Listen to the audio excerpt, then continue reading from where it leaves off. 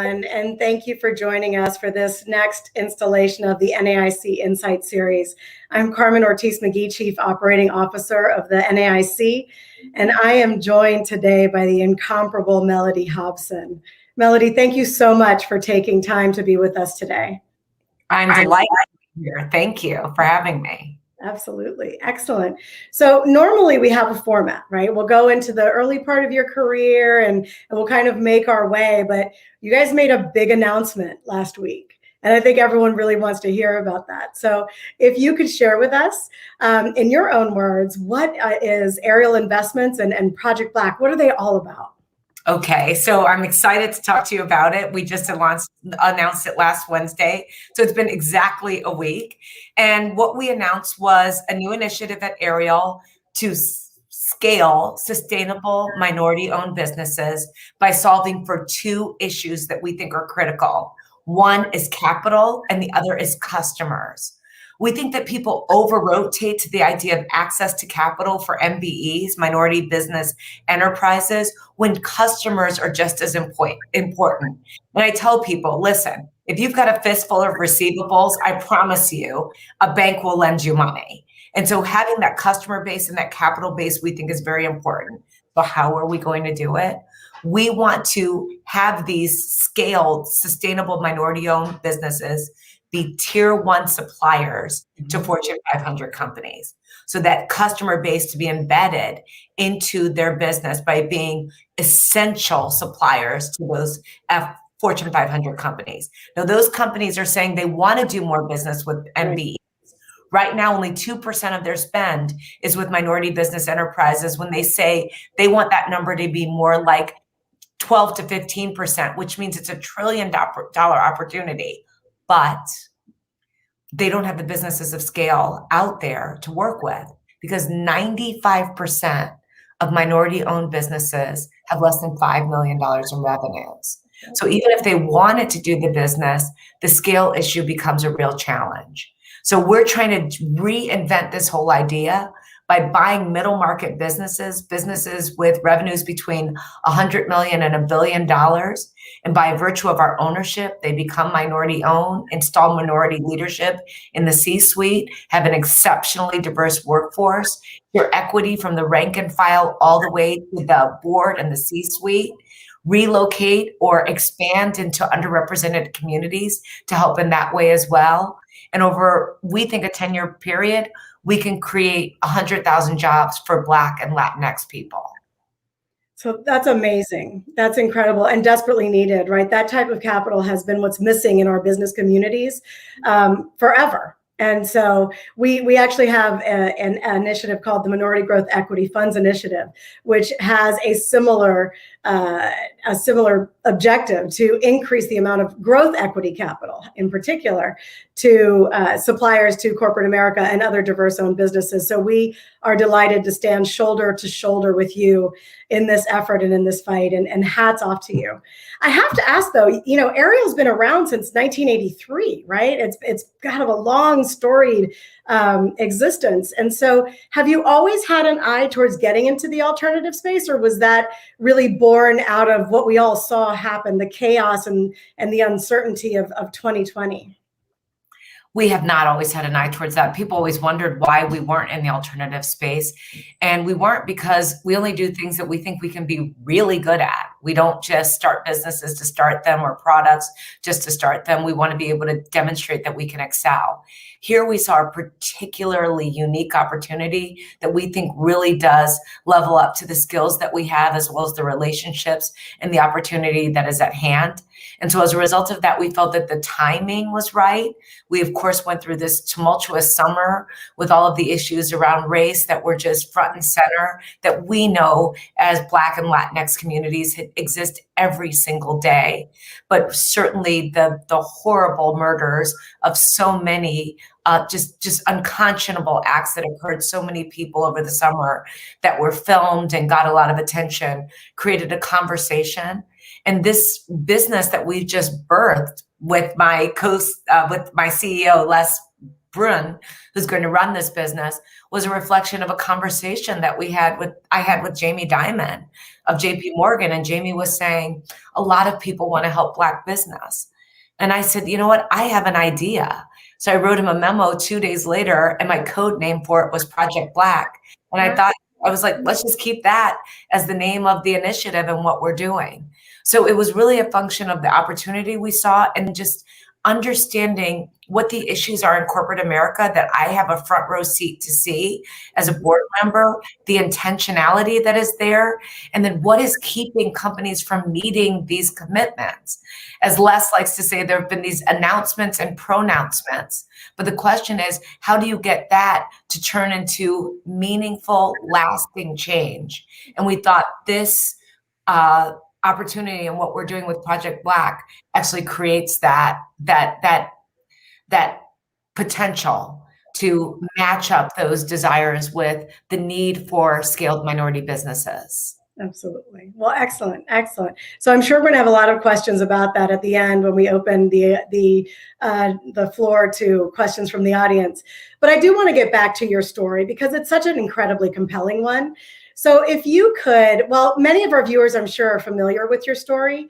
I would love for you to share a little bit about the journey from the South Side of Chicago to the world of finance. Well, I think it's just what America is all about. I think my story is unique in some ways and not in others. And it's why I feel very fortunate to have been born in America, because what happened to me is actually possible. Miracles happen. The universe had to bend itself to create so many opportunities for me. And of course, I had to work really hard to take advantage of them. But I was born in Chicago. I'm the youngest of 6 kids, which many people know. I'm really young in my family. My siblings are a couple decades older than me. They always used to tease me about the fact that I was found on the doorstep. And they really did. And growing up in Chicago, my mom was a single mom working really, really hard, trying her best, sometimes making bad decisions because we don't get taught about money in school in this country, which is a travesty, and we're not as financially literate as a society as we should and need to be. And so the combination of some of the systemic racism that's out there, the decisions that were not made with the right amount of information led to tough times for us of being evicted at times and our phone getting disconnected or lights being turned off or cars being repossessed. It created a tremendous sense of anxiety in me, a tremendous need for security. And so as a child, I tell people I was desperate to understand money. And I do not think it's an accident I work in the investment business. It was like I was following this path that would lead me to knowledge. And ultimately, if I had that knowledge would give me security. And so I really do believe my story is one where obstacles, and they were significant at times, I mean, really bad moments, those obstacles created the opportunity that has me in the position that I'm in today. Yeah. You know, the story is amazing and incredible. And I would encourage anyone who's watching that is not familiar with the ins and outs. Mellody is so open and forthcoming about some of those obstacles. And it's a really fascinating story. So thank you for sharing that with me. I should just say something about that, because I think that in the beginning, when I first, when I was in college and things like that, I was so embarrassed by my circumstance. In high school, if my phone would be disconnected, I would say, oh, we changed your number. I just never admitted it. And then one day there was a load taken off of me when I said, I'm just going to be who I am, and people are going to know about this struggle, and I am not going to fake this. Right. Because I really need to speak my truth. Not only, speak your truth, but the fact that you ended up where you did, despite all of those challenges that were so difficult and were so many at times, and so spirit breaking at times, that just speaks even more volumes. And we were talking earlier about Michael Jordan and how not many people are kind of built like that anymore. I, again, am going to argue that I think you might be one of those folks that's cut from the same cloth. I don't know if my name can be put in the same sentence with MJ. No, well, business, sports, we're gonna put you there for sure. But you often talk about your co-CEO, Ariel's founder and co-CEO, John Rogers, and the importance of his mentorship to you. And so I'd love to understand, how did that mentorship really begin? And what has it meant for you sort of throughout different points of your career? I can't say enough good things about John. First of all, John is probably, other than my mother, in the top 2 or 3 most influential people in my life. He's had a tremendous effect on me in almost every way. Sometimes in reinforcing values, sometimes in we're foil to each other, and that we can be very different in approach. But all along the way, he's taught me. And I have felt a great sense of loyalty, and I've always felt truly supported by John. I mean, just truly in every way. Most people try to change you and make you into something, and he always accepted me for who I was. I told the story about my first day working at Ariel. I'm 22 years old. I know nothing about nothing. And he said to me, he took me to lunch at TGI Fridays, and he said with me, and he said, listen, you're going to be in rooms with people who have a lot of money, make a lot of money, have really big titles, but it doesn't mean they have better ideas. And I want to hear your ideas. That was such a great invitation.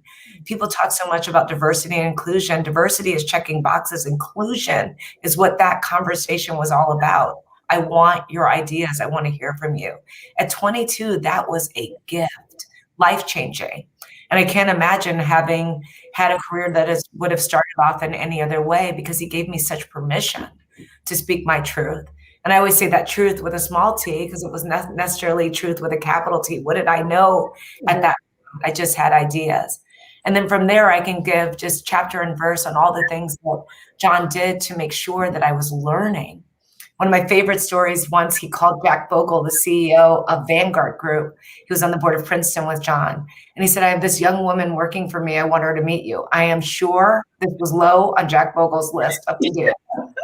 But he said, fly to New York and get on a train with me. And I'm going to take the train to Philadelphia on this day and time. And we'll sit in the dining car and I'll meet her.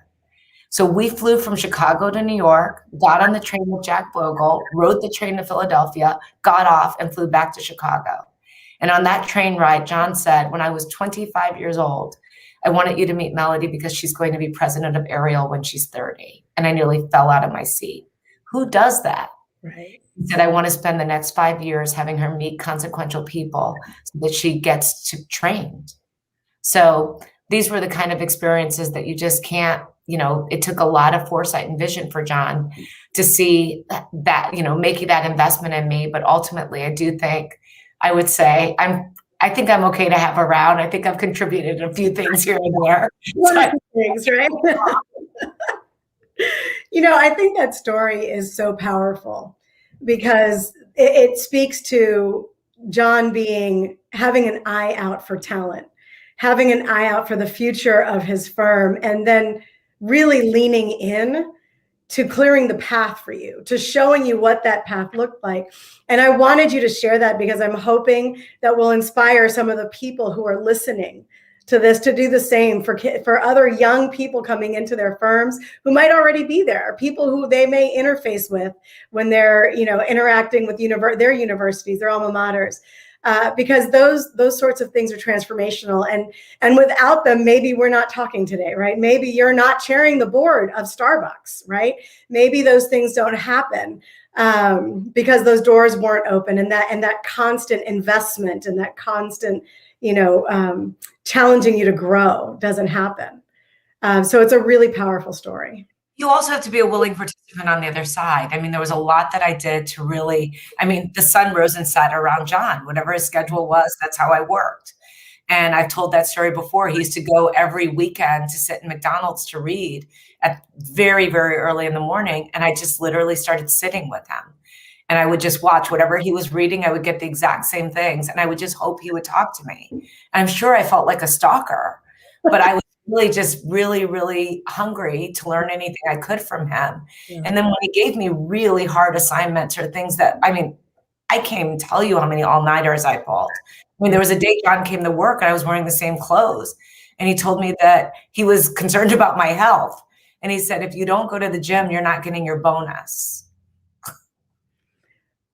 So, so first of all, the commitment and the willingness to work hard, I think that comes standard in your model. And again, you don't get to where you are without that. And so hats off to both of you on both sides of that. But I love the total wellness focus as well, right? Because we need you around. We need you healthy and strong. It was selfish. It was for his own purposes. I need a break from this woman. She needs to go to the gym. We'll put her in swimming so it's really early, right? We'll make sure we'll encourage that.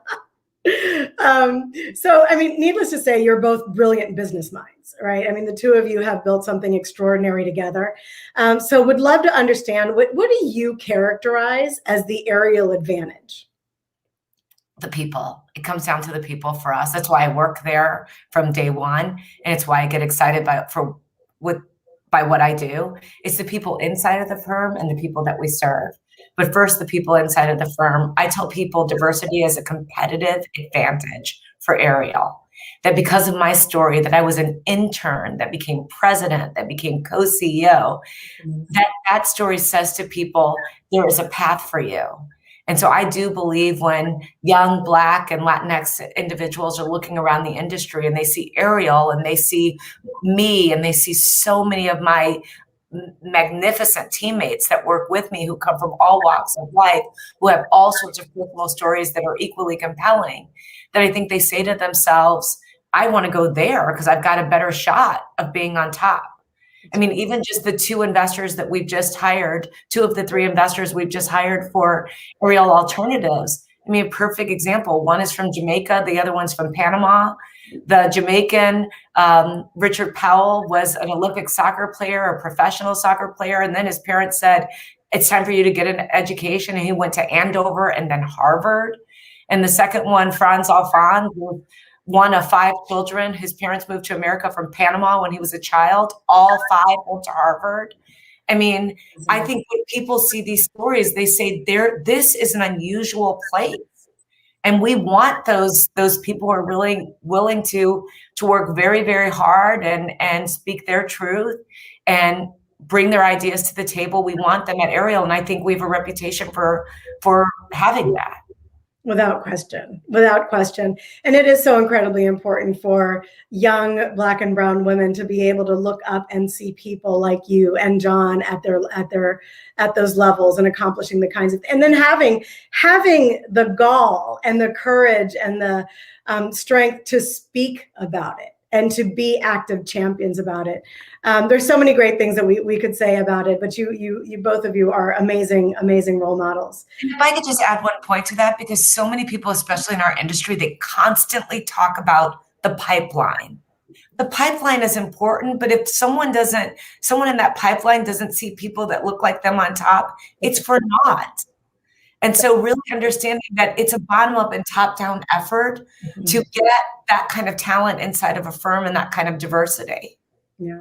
Yeah. I've had some personal experiences where I've been sort of senior in leadership and looked up and not seen anyone like me above me and wondering, do you really what is the career path? What is the future for you if you don't see anyone like you at those highest levels of leadership? So absolutely agree. So co-CEO, right? You have been in this position for about 2 or so years. It happened in the summer of 2019. That's what I thought. So summer of 19. How have your goals and objectives, and maybe they haven't, but have they evolved at all given everything that has happened over the course of the last year in particular? I would say they had started evolving years before I actually became co-CEO, and we had a path to what we were doing, and we were trying to be very deliberate and thoughtful. We thought one of the things that firms oftentimes get wrong in the investment business is succession.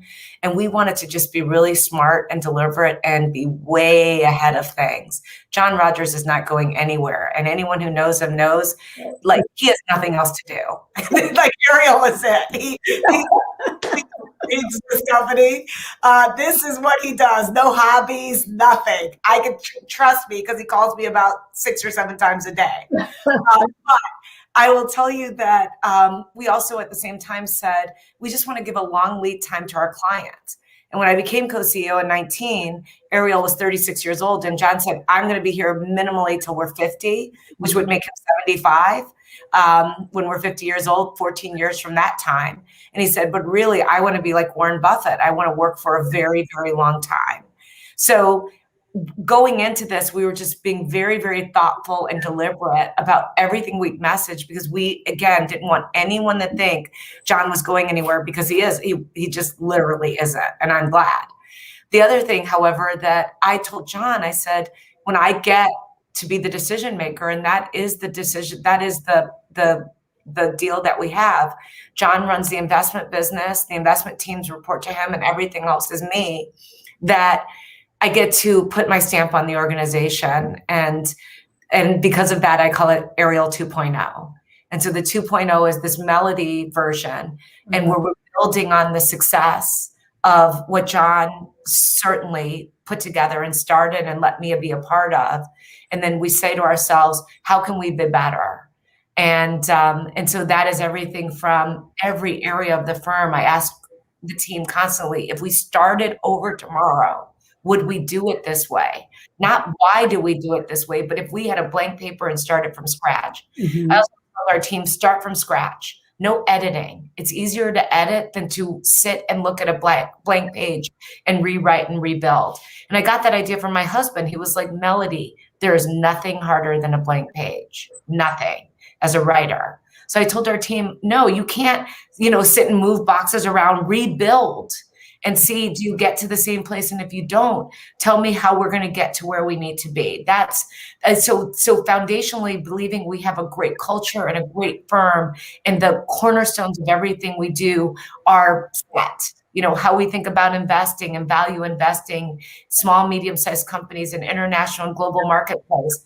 But can we just get better, more efficient, tighter? How do we excel further? And then the other thing I wanted to do is really make sure that there was a tremendous amount of decision making at the senior level. We established an operating committee. I wanted people to have I have a founder's mentality, but I did not start Ariel. I wanted that to be prevalent throughout the firm. And so I wanted everyone to have that founder's mentality. And the only way they can have it, they have to own the outcomes, not be second guessed, managed. And so that's about Ariel 2.0 as well. And then obviously this last part is related to what we're doing with Ariel Alternatives. And that really will be my contribution to the history of Ariel.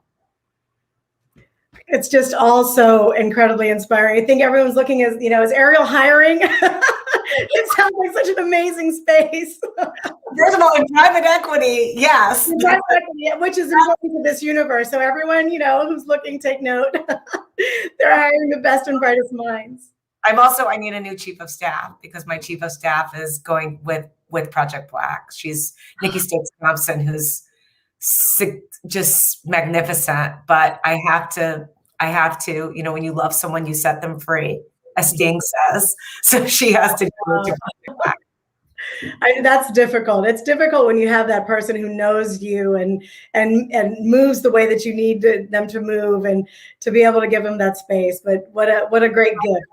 It's the right, this will be, my version of this was when we launched our own mutual fund business, and I was a key driver of it.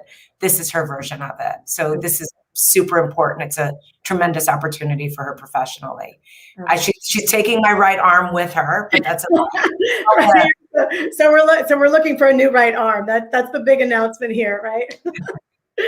So, as we've touched on, you've had a remarkable career, and we celebrate all of your professional accomplishments and in large measure your service to others. What would you say is your personal mission statement? The thing that that has always guided you?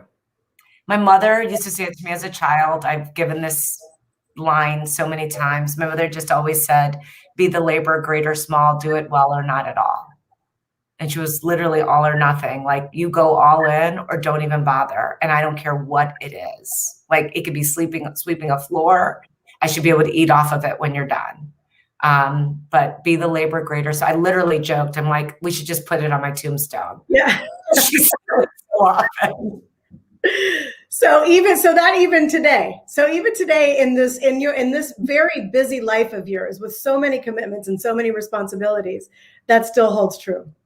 Yeah. I was literally this morning, I was in the gym and I was on the Versa climber, and I was on the Versa climber, and I was really, my mind wasn't in it for a little bit.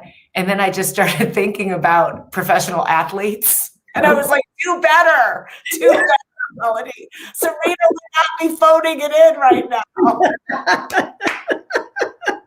I swear that was just this funny. And I had this visual of her in her outfit with the one leg on a VersaClimber, and I'm like, trying harder.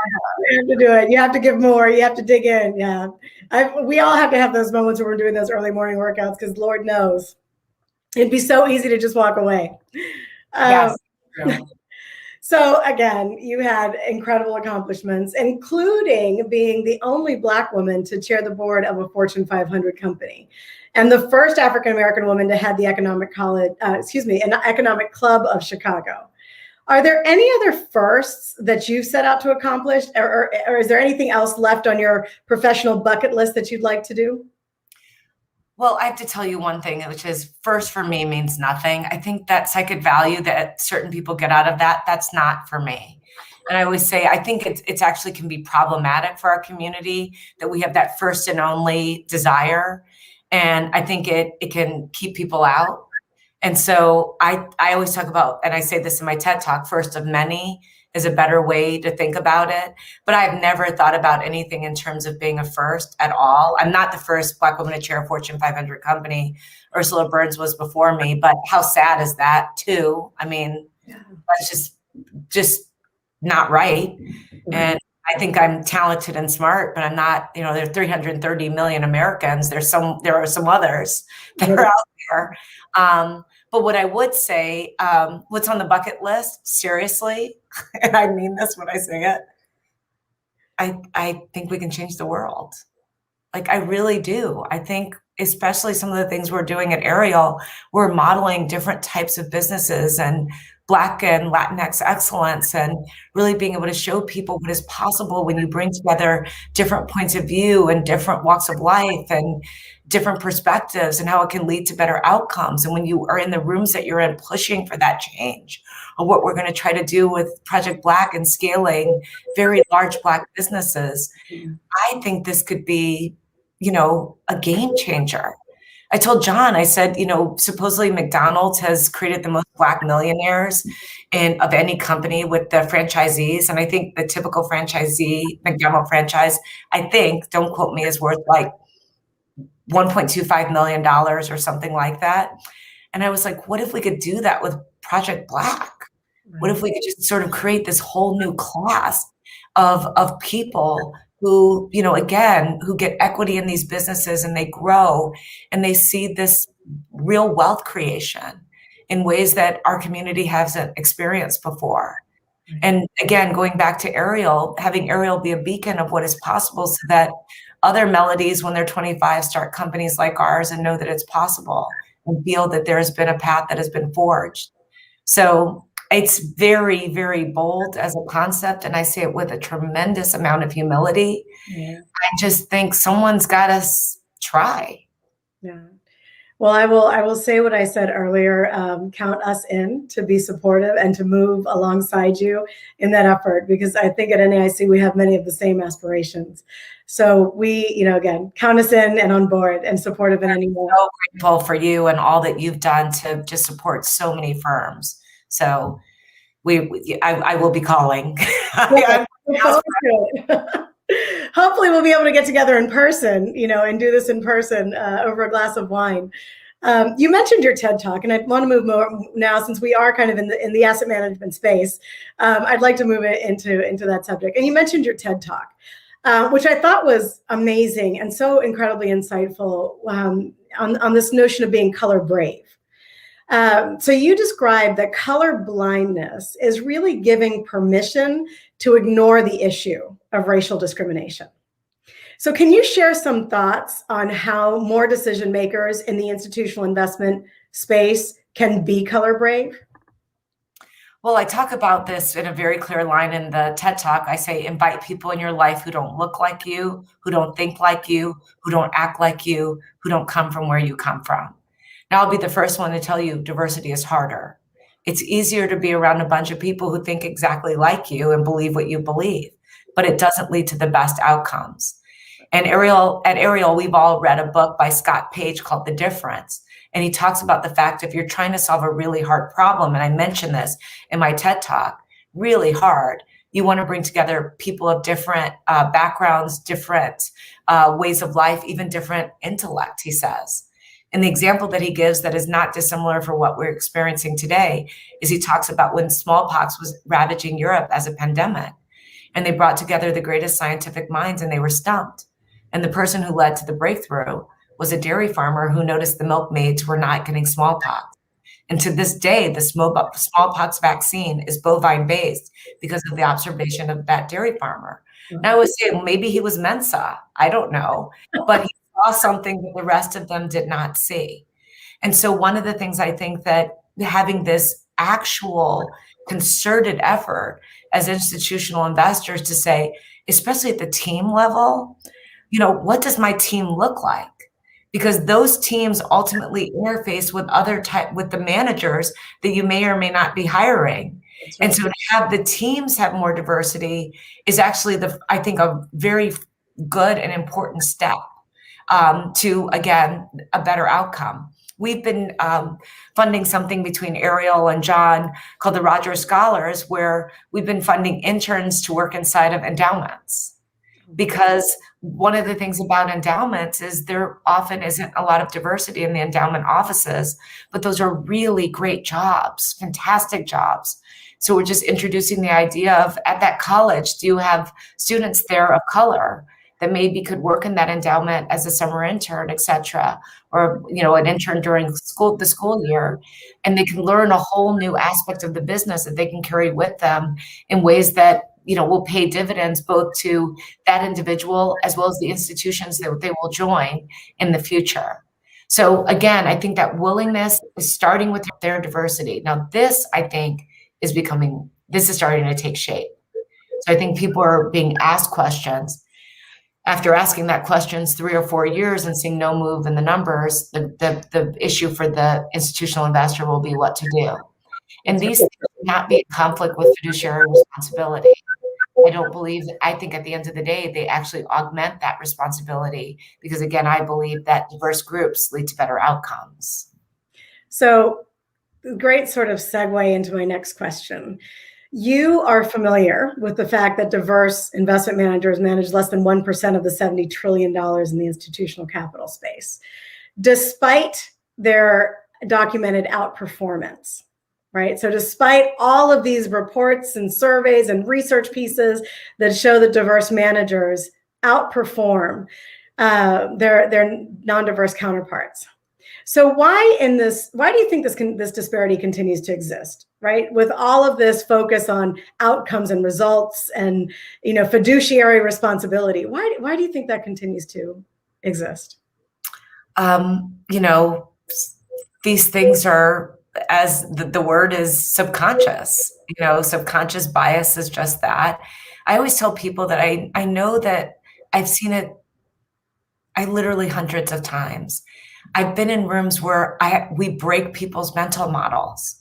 They don't expect us. They don't expect us to come in this packaging. They don't expect us to have these insights. And you can see when you're sitting with someone, the light go on, like, oh my God, I've been with people where I'm like, I could see in their face when they don't even speak the words, she's smart. Like they don't ever see it, but I see their facial, body language change.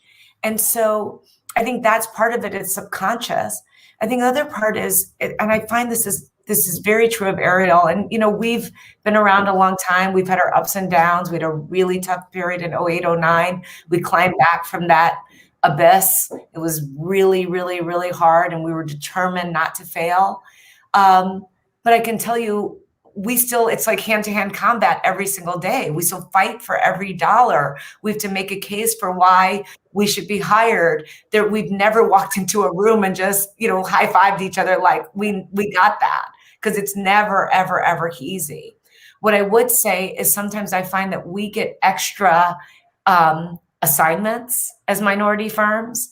So we were talking to one company recently, and they were like, we were thinking we're going to ask our minority firms to mentor startups. And I was like, if all the white firms have to mentor startups, great. But we can't. I was like, you can't ask that firm that's got like 5 people, right, to go somehow have this extra assignment that they have to do.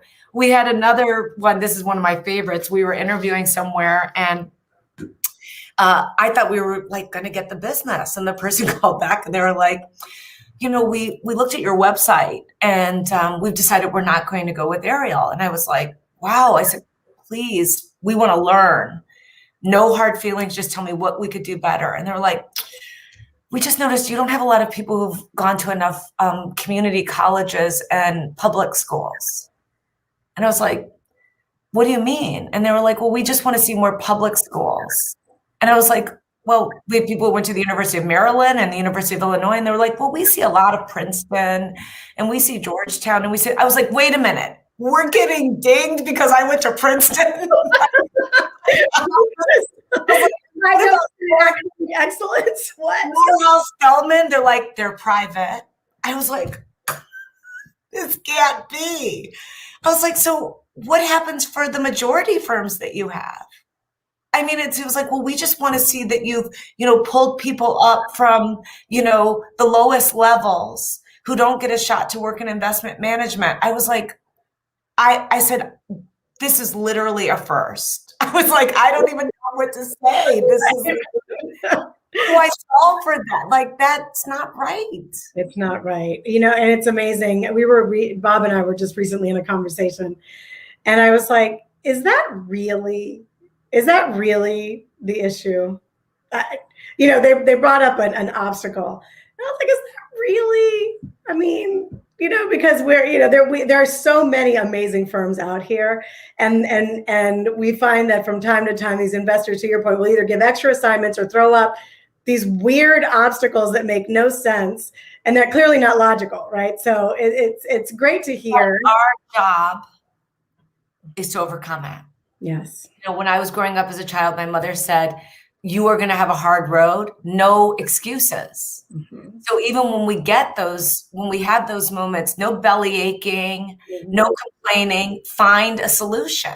Mm-hmm. That's what we tell ourselves, because you have to create the world you want to live in, right? Now, yes, we've been unsuccessful in certain situations, but we still don't give up. Right. And sometimes there's just not a fit, philosophically or otherwise, there's just not a fit. And so you have to move on. So I'm going to ask you one political question. One, do you have hope that under the Biden-Harris administration, diverse asset managers will have greater access to capital at the federal level? I am super hopeful. As Barack Obama says, there's never been anything false about hope. It's one of my favorite quotes. Because the thing that has confounded me about some of the federal programs, they're federally funded. I mean, and there's no imperative. And, it's some cultural institutions that have big federal funding. It's some of our military institutions that have endowments and the like. And I think that there has to be more accountability there so that those who are able to participate are representative of our society. And I think we can do that without any kind of compromise in terms of outcomes. Absolutely. And so what about at the state level? Illinois is a standout, right, for its regulation and its annual hearings. Do you think more states should follow the Illinois example and regulate the utilization of diverse managers? I think, Lee, we've certainly seen a lot of success from the Illinois model, and it's an inclusive environment in Illinois. I'm grateful that we're in Chicago and we get to participate in that model and being able to work for many of the Illinois plans. The reason I think that it should be adapted and adopted by other states is because there's a lot of incidents where government had to lead the way on civil rights issues. I mean, if you look back, I've been calling this period Civil Rights 3.0, where I think the bigger imperative is on corporations right now. But in prior 1.0, Emancipation Proclamation, and 2.0, the Civil Rights Act and the Voting Rights Act, government said, listen, we got to put some laws into place to force this to happen. And so I think that there's something to be said for that at the state level around these issues of diverse investment managers, where I think that we could actually move the needle further if there were some guidelines and some standards that had to be and some targets that had to be hit. Yeah. So you touched on corporates. Let's go there, right? What about corporations, right? There are a number of corporations that could and should be doing more with diverse asset managers. What could inspire them to do more? How do we get those corporations to invest and allocate more to diverse managers? Well, we've been talking at our Black Corporate Directors Conference, which is the Fortune 500 Black and Latinx directors from around the country, biggest boards in America. We've done this conference for over 2 decades. We've talked about the 3 Ps, and we talk about measuring people in the organization across all levels by ethnicity, no multicultural umbrella where you put everyone in one number because it masks underrepresentation. We talk about purchasing and getting rid of the term supplier diversity or procurement. Who procures an investment banker? Who procures an asset manager? No one. Using a term business diversity and measuring your corporate spend across all categories.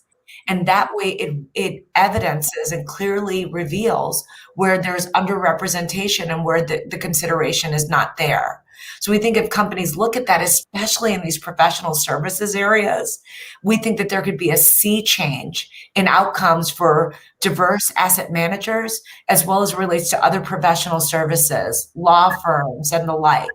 And that is where, when you think about the economy, the US economy, 2/3 of the US economy, GDP, is related to service-related businesses. That's where the economy has gone. We're not in last century's metal bending and, minority firms hired for janitorial services contracts. And so as a result of that, we think if the board level focuses on this spend, we think that actually will change outcomes and it will just have a waterfall effect, even down to areas like the pension area. Now, the one thing we know, the pension group they are fiduciaries. So we're not in any way ignoring that very, very important fact. And so we think that to the extent that those pension groups can also adopt their own version of a Rooney Rule, where they'll look at, when they're doing a search, include investment managers that are diverse in the search, minimally. Not saying you have to hire anyone.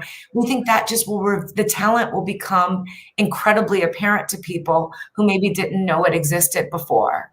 Because I always say talent and genius don't discriminate.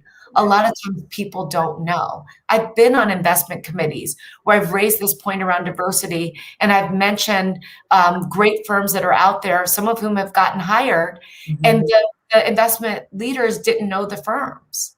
So just to open up the process, I'm always thinking about process. You don't want this to all be tied to a person who is progressive.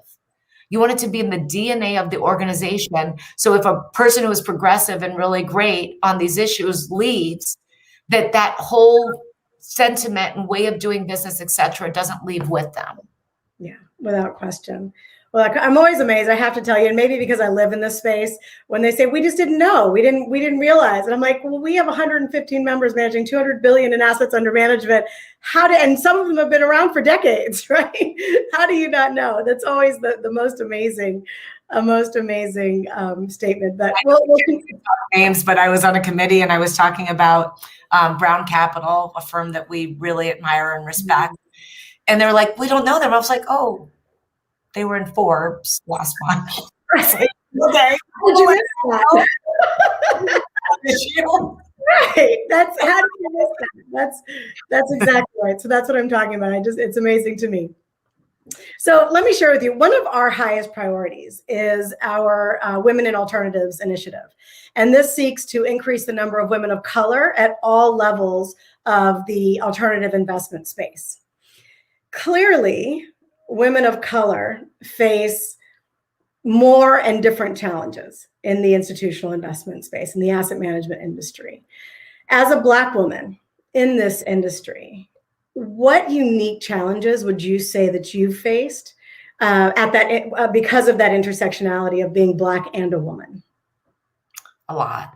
I mean, again, I tell people this, there's so many stories I have where I've been at the table, no eye contact. I mean, none. Looking at my white colleagues who work for me, and I don't get any eye contact, but the white males at the table do. It's soul crushing at times. It's happened to me so many times. And you have to be elegant about it. I've always said I just never want to be depicted as an angry Black woman, even though there are times I've, had to repress great, emotion. Mm-hmm. But I would say that, again, I talked about mental models, it's two mental models, so some people say we have double jeopardy because we have both. But I think that at the same time, we can use that to our advantage because there are fewer of us, and therefore we can stand out more. And we can stand out more with knowledge and with good ideas and with a willingness to be brave and speak up. Those are the things that made a difference for me, that I held onto my guts at times and said, speak.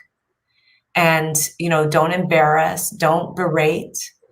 I've talked about this with people. I was doing a talk yesterday for Starbucks, and I said, the goal that I've always tried to walk on this edge of being non-threatening and not threatened. And I think that's the goal that a Black woman has to really walk in this business. Non-threatening and not threatened. You have to believe you belong in the room, but you can't go in there with guns blazing, trying to throw your weight around, because we just get typecast so quickly. The number of times I meet people and they say to me, it just boggles the mind. It's happened more times than I can even count. You're so much nicer than I think thought you would be. They think John's going to be nice, but they never think I am. That's like the mom-dad dynamic, right? Like, dad is always going to be nicer. Mom's going to yell at us and we're going to get in trouble. Well, we are a little mom and dadish at Ariel. I guess that's a little true. But yeah, I get tagged as like. Yeah, no, that's amazing. So I guess then, given all of that, and you shared a little bit, I think, right? Speak, walk that edge of not being intimidated and not intimidating. What other advice would you have for young women who are considering this career path?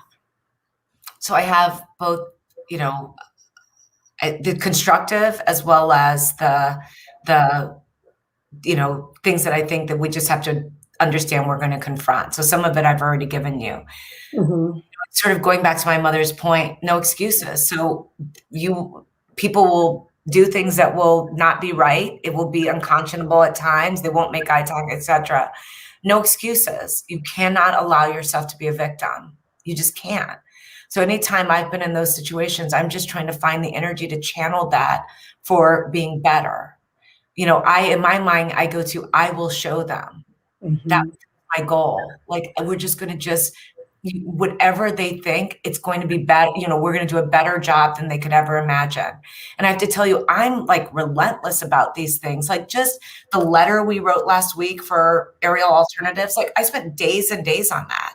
Because I'm like, I get down to words and I'm like, it's not the right word. It's not the right, really, really wanting such precision to go out and such a sense of excellence where you read it and you say, wow, they're really good writers. Like, I want you to think they're good writers. They're good investors. They're this, they're that. And so to young women, I just say everything matters. And it's hard to, accept that, but it's just the truth. And just all of those details, all of those, from the smallest things to an email. My chief of staff will come over my shoulder before I hit send. I'm like, read it. Any typos? Like, just little things like that, which seem so small, but ultimately, because we're us, everything sends an impression. That typo is like, well, they must not be smart. But, you can get a typo from a white guy and no one thinks that. That's right. So just having that attention to detail, and it is exhausting at times. I want to be really honest with you. The other thing I would tell young women is just I always think that you should have a lifeline, someone who you can look to and is going to shore you up in that bad moment and say, yep, that sucked. Okay, get back on the horse. Oh, those are valuable. Those Who will are be, invaluable. yeah. Yeah. I love that you're saying that, because in this day and age when everyone is, social media and texting and everything is so fast, that commitment to excellence in the small things, in the writing and how you communicate. It's such incredibly important advice, because I find that as we look at people that we might be hiring for positions, that there's less attention to detail and the punctuation and the tone and such, and it's always amazing to me that we're losing some of that in this virtual world that we live in. So let's move on to corporate diversity, right? So you chair the board of Starbucks. You've also served on the board of JP Morgan Chase, and you've had experience on the Estee Lauder companies boards and the DreamWorks Animation board. So long before any of the tragic events of the last year, you have been advocating for increased C-suite boardroom diversity. Is the answer the same as what you've answered before? That there are just no processes. People don't know that we're out here and that we exist.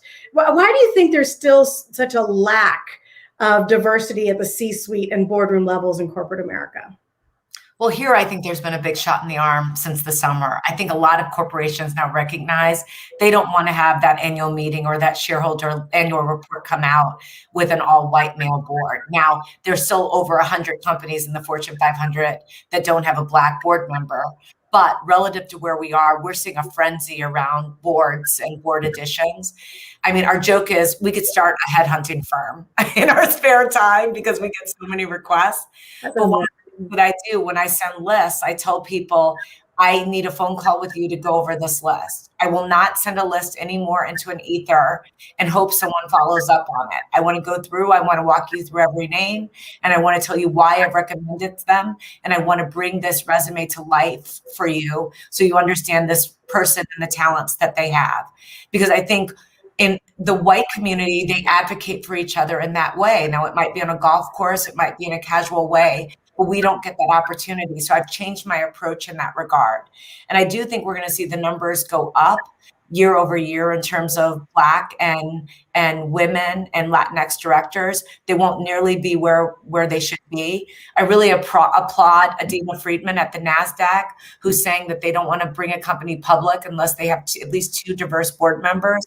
I think what David Solomon did at Goldman Sachs was really great, saying that they won't underwrite a business unless they have diversity on the board.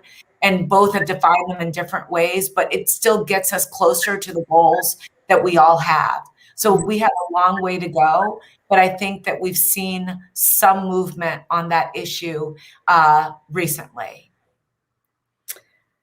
So I'm going to jump ahead because you're answering a lot of my questions that I had in your answers, which is fantastic. And I'm seeing the list of audience questions pile up. But I do have a few closing questions that I want to ask that are going to kind of jump around in terms of their focus, but I think they're important questions to ask. You were selected to serve on Chicago's COVID-19 recovery task force. Why do you think, or what do you think is required in Chicago and across the nation to fuel a post-pandemic economic recovery in a more inclusive manner?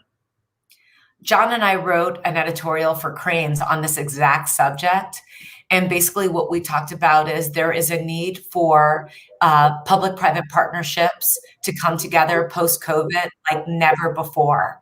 The last time we saw anything close to this, I've been reading a lot about the Great Depression, was what FDR did in rebuilding America after the Depression.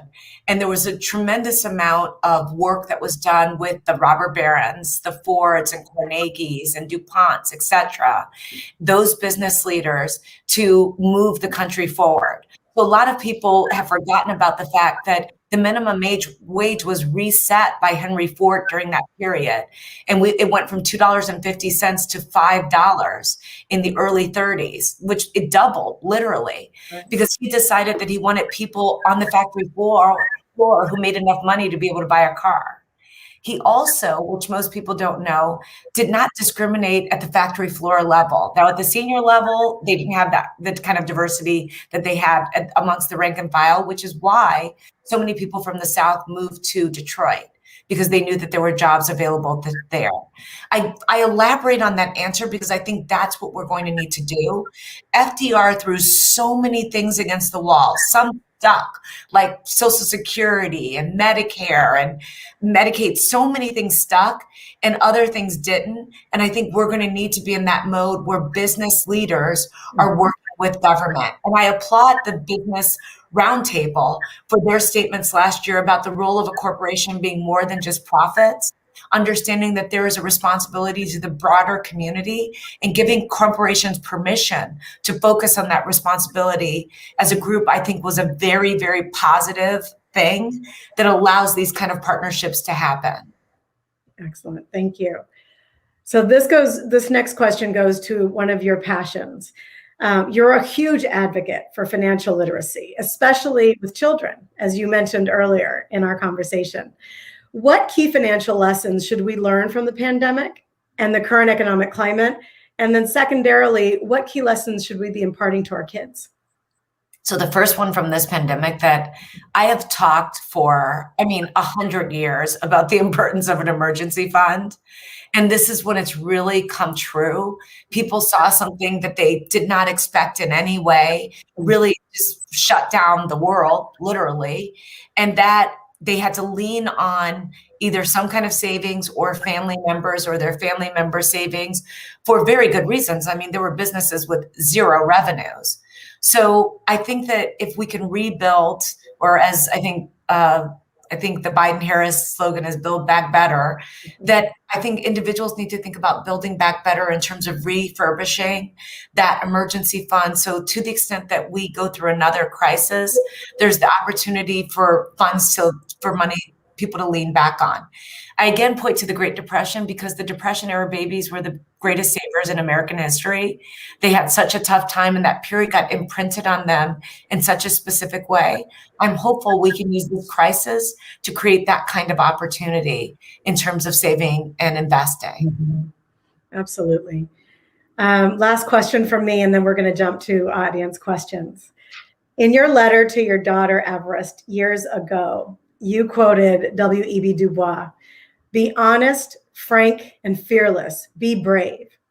In the current social climate, with all the unrest that has occurred, what do you say to your daughter today? What does be brave as a Black woman mean today? I love that question. First of all, I love that Du Bois letter. You have to read it if you haven't. It's his letter to his daughter, Yolanda. He was sending her to school in England. She went by herself. She was 14 years old, Black, and he's giving her the rules of the road. And he explains to her how magnificent she is and how great the opportunity is that she has. And my favorite line in that letter is he says, "Take the cold bath bravely." And that to me, it just like crystallized so much of what I think about life. Take the cold bath bravely. We're all going to have to take the cold bath. Can we take it bravely? And what I think to be brave right now is to really understand your role in society and your responsibility to others. So my child is only 7 years old, and I am telling her she won the birth lottery in every way. 2 parents, resources to have a phenomenal education, pursue any interest that she has. She speaks 2 languages fluently, Chinese and English, and is now learning Spanish. We are setting her up for excellence and for impact. And so her being brave is going and understanding that she has a responsibility to the greater society and she needs to fulfill that mission. I don't say that by putting a cross on her back. I say it as you can't have all of this and not owe the rest of the world. That she has to be brave and go out into the world and pay it back. We could end the conversation there. Thank you for that. Thank you for that inspiring lesson. I think so many of our kids need to hear that, and so many kids today. So I'm going to start looking at these questions over here by some of our audience members. Let's see. There is a major gap in startup capital. Will Project Black address this issue?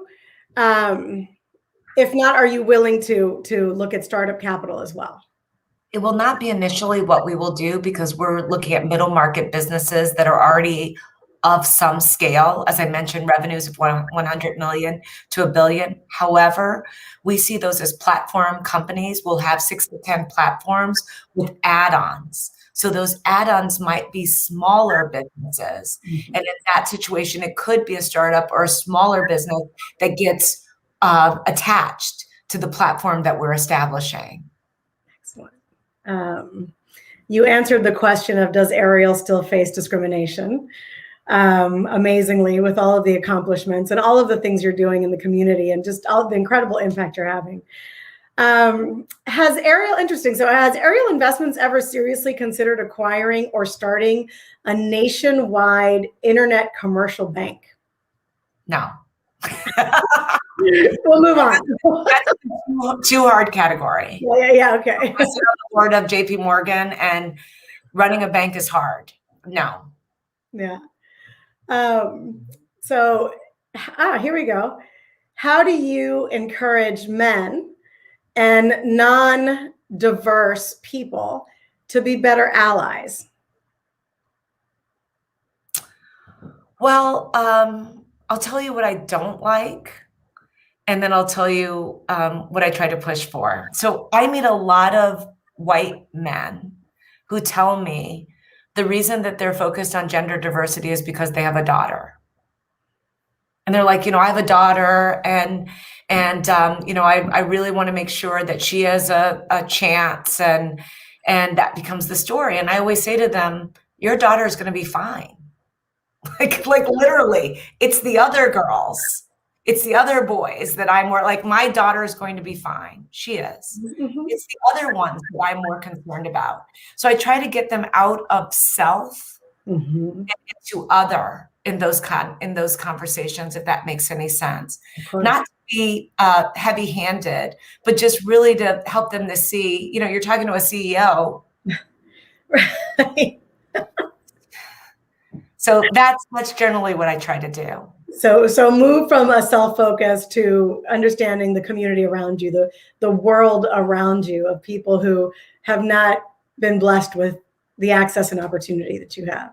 And then helping them see what's not around them. That's why I don't like the phrase colorblind. Yeah. Because basically by being colorblind, you're telling me you don't see me, and you're not seeing then the lack of diversity in your life. So let's actually not be colorblind anymore. That's why I said, let's be color brave. Then when you're color brave and you look around the table, you have my eyes on you.